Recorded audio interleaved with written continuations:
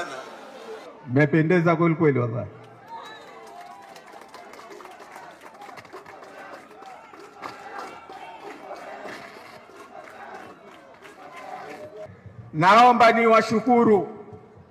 Naomba niwashukuru nyote kwa kushiriki katika shughuli hii. Ushiriki wenu ni sauti, kama tunavyosema siku zote. Kuna watu hapa mjini leo sasa hivi bado wamo kwenye vyandarua, wameshindwa kutoka kwa sababu ya hichi ambacho mmekionyesha.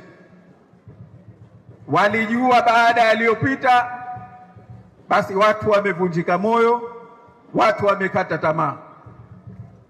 Lakini shughuli yetu hii na ushiriki wenu wa kiwango hichi umepeleka salamu, umepeleka ujumbe kwamba ndiyo kwanza safari imeanza,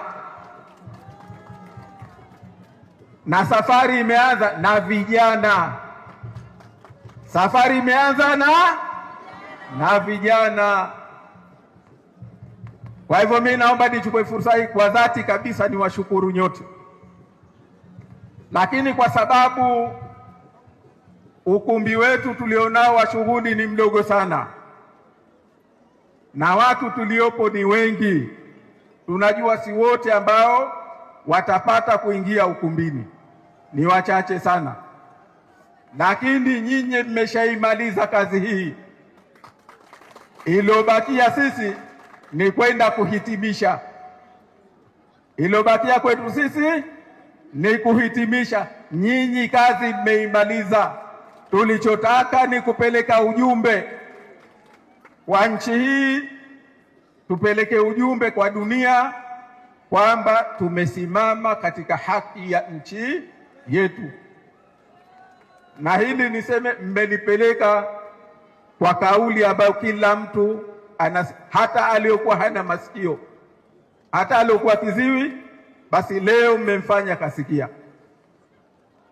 Lakini la pili, naomba niseme suala la muungano si suala la Wazanzibari.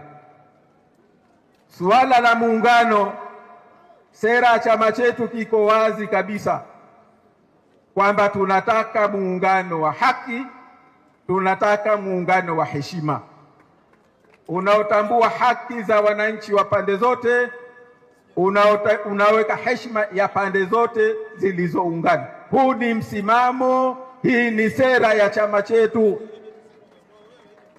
Tumefahamiana?